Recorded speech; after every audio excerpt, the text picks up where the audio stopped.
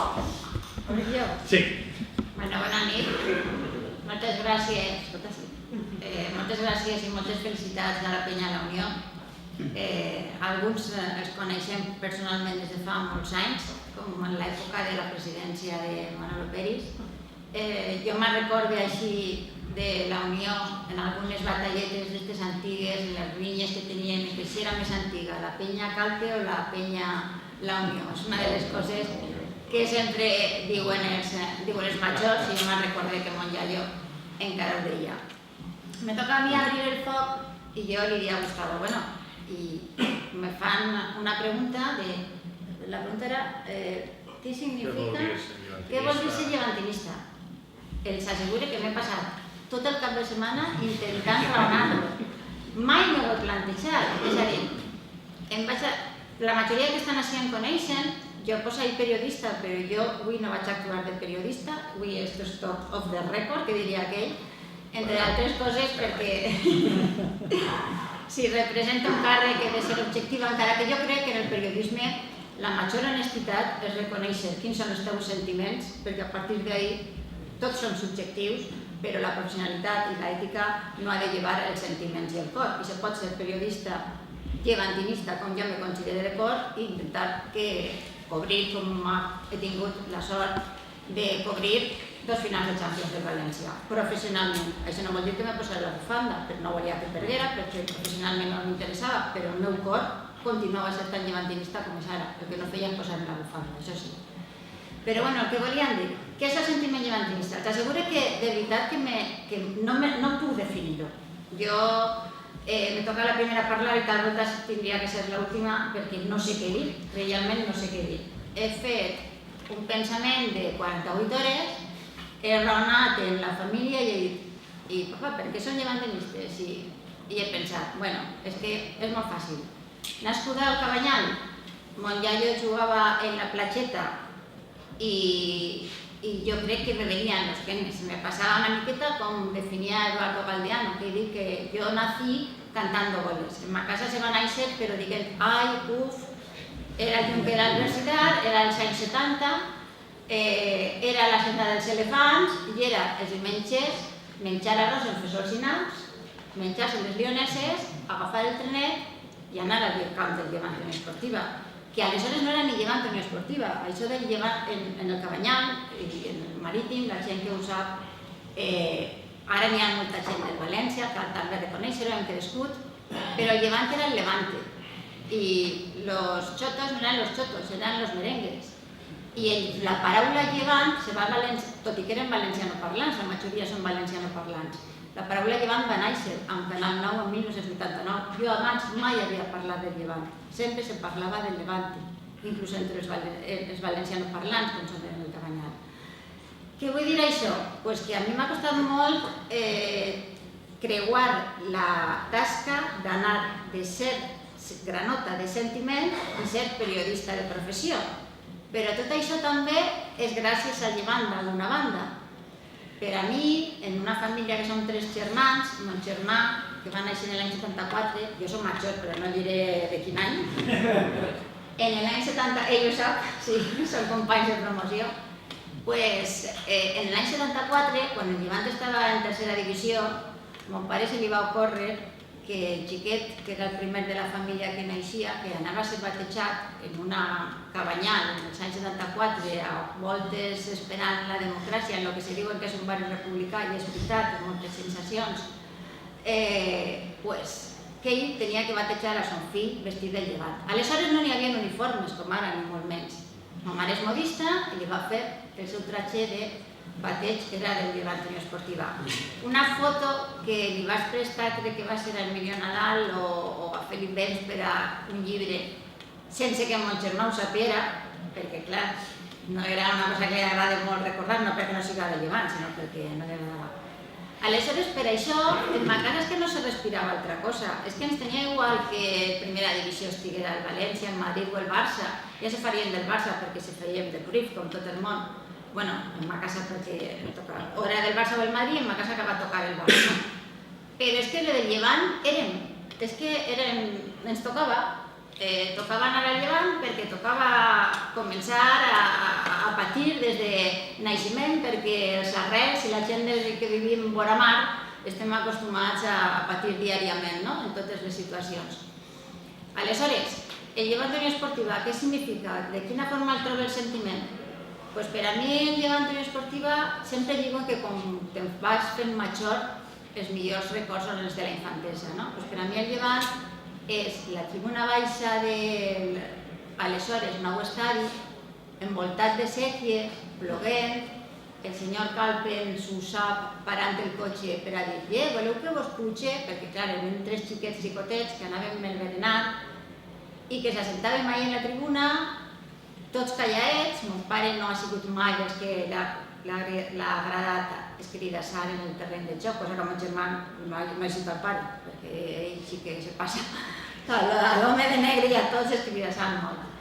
I tinguérem la sort, la gran sort i el gran honor de tindre al voltant dels nostres seients a gent en la fila de baix que sempre recorde a Salva Reues, a una persona que no li agrada que ho diga, però a mi m'agrada dir-ho sempre, Vicente Furió, al que coses de la vida, estic parlant quan jo tenia 7, 8, 9, 10 anys, eren els companys de seient, darrere teníem la sort de que estava asseguda, eren els seients de la família Múrria, Juanjo Múrria, també president del Llevant Unió Esportiva, arquitecte, que tenia un plànol de l'estadi, el que ell volia que hagués sigut l'estadi del Llevant Unió Esportiva. I ahí se criaren. A mi em feia molta gràcia quan eixien gols i trauia la llibreta xicoteta, molt xicoteta, no com ara que anàvem a l'ordinador els periodistes, era una llibreta molt xicoteta que trauia de la seva butxaca el senyor Vicente Furió i apuntava-hi 4 coses i jo diia, em paia, no, són periodistes, i parlaven amb ells, tal i qual, jo diia, pues periodista no apunta res. I després sempre renyien, mon pare no li agradava Briones i Vicente Furió i Salva Reues volien posar-los, a més eren molt aficionats al cine, el benvolgut amic Salva Reues, allà on estiga, que segur que està visquent en alegria tot este moment que viu el Llevant. I també parlaven de pel·lícules, parlaven del Llevant, i jo allà allí, jo era fan d'Òscar, un lateral dret, que no sé si algú el recordarà, a l'esquerra, el número 3, rubiet, baixet, que era molt bo tindre-ho en el teu equip perquè tots els partits acabaven targeta, però bueno, a mi em feia gràcia. Mon germà li agradava un tal Madaleno, que després diuen que estava en Madrid i era la foto que teníem en el saló i en Madaleno. És a dir, que estic parlant de fa molts anys i era el Llevant, i després anaves a la tele i sí, veies els que estaven de moda, però tu estaves en la foto, en la menjador estava la foto de Madaleno vestida de Llevant Unió Esportiva, no vestida del Real Madrid, com va ser en el seu moment, o de Morúa, altres dels ídols de la família, no? Estava la torre que teníem la sort de que era veí, era cosí d'un veí, que el veíem pel carrer. Ostres, la torre que ve per ahí pel carrer. És a dir, que jo no he tingut que plantejar-me mai perquè era del Llevant, és algo que el portàvem, no tenien que pensar les raons. Les raons eren emocionals, sentimentals i era d'arrels. Era impossible ser una altra cosa. Per anar acabant ja, perquè no em vull enrotllar molt, després ja contaré anècdotes. El destí, la vida o aquests camins que diuen que tenen va fer que a mi que m'agradava escriure, començar a escriure i començar a escriure de lo que jo sentia en els partits de futbol, no el que jo veia. I així començaré a escriure un diari en 10, 12, 13 anys, en el que, sense adonar-me'n, ara, quasi 35 anys després, m'ha adonat que jo parlava del Llevant en 10 i 12 anys. Parlava d'Òscar, mare meva, què serà d'Òscar? Ja m'han dit que millor que no el veig ara, però bueno. Vull dir que començava a pensar que eren els sentiments. L'altre dia vaig buscar aquesta llibreta i jo em vaig aborronar moltíssim, tal volta per la tardor o perquè estem una miqueta monya, perquè ahí se reflectien algunes coses, no? I ahí se reflectien el que jo sentia. I era el bocata de mon germà. Ahir vaig veure que jo, si m'agradaria escriure com fa l'home de dalt de la fila de davant, i l'home de la fila de davant era Vicente Furió i era Salvador Reues, que són unes persones que després la vida va voler que jo començara a estudiar periodisme i que per casualitats m'oferiren en col·laborar per ser del Cabanyal en el diari marítim que feia les províncies, i les províncies de colp va començar a eixir, igual que en el Levante, abans de l'Hoja del Lunes, tenien que començar en esports, se li va córrer al senyor Furió dir tu voldries fer cròniques de futbol? Sé que a futbol vas, almenys. I així començo jo el meu perfil periodístic esportiu. Després me va tocar cobrir futbolísticament al Llevant i els puc dir que és el pitjor que li pot passar a una persona, cobrir el que ha de fer el teu equip, perquè ahí has de dir-li el que descrius, no el que sents, i és molt complicat. Aleshores jo feia la narració, o el que em tocava fer, i després me posava en un cantó a plorar o no plorar, com ese dia en l'any 96, quasi el senyor Paco Fenollosa me va trobar en un racó, en l'ascens de Carlos Simón, en l'any 96 a segona divisió, perquè jo estava ahí en un cantó i havia acabat, havia deixat el micro inalàmbric, plorant. Després vaig tindre la sort, perquè per a mi va ser una sort, de pisar també la ratlla i d'entrar a treballar dins del Llevant Unió Esportiva. Va ser una sort, però va ser una de les experiències més importants, però més doloroses que jo he tingut mai. Perquè passava de ser aficionada, ser periodista, a formar part de dins d'un món que tu havies viscut però que volies canviar. I t'adonaves que un dia abans, Gustavo, que en el futbol n'hi ha algunes coses que no es poden canviar. I va ser un cop dur, va ser una gran experiència, però va ser una altra experiència, viure des de dins. I des de dins vaig viure un primer any en primera divisió que a més se salvaren i que sí, hi hagué canvi d'entrenador, com no, en el Llevant Unió Esportiva en aquelles èpoques hi havia canvi d'entrenador. Però jo sempre agrairé al Pedro Villarroel aquella oportunitat, igual que estic molt contenta d'haver estat, estic molt contenta d'haver-me fitxat quan m'ho dic així i de tornar al món del periodisme.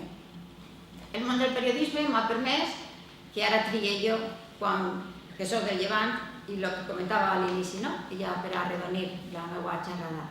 La honestitat, el que jo siga ara no em porta al càrrec, no m'ha de deixar que jo cada diumenge o cada divendres o cada dissabte vaig en el meu pas, el meu seient en la meva família. Perquè de la mateixa forma que per a mi el Llevant era mon iaio, mon pare, ma mare i els meus germans, per a mi el Llevant ara és unes fotos que he posat ahí, que no sé si se podran veure, però és algo que no s'hem plantejat. Per a mi ara el Llevant és els 4 nebots que tinc, anar a néixer al camp i que agafé fa 2 anys en primera divisió, esto és per a mi el Llevant ara. No són els meus fills, jo no tinc fills, són els meus nebots. Tots són socis, tots abans de néixer. Doncs per a mi el Llevant és això i és l'altra foto. És esta, un ascens viscut ahir. Ahí estem els 3 germans que anàvem en aquest entrepà quan el senyor Furió estava escrivint que ara tots pentinem canes, però això és el meu Llevant. Aleshores, gràcies i no...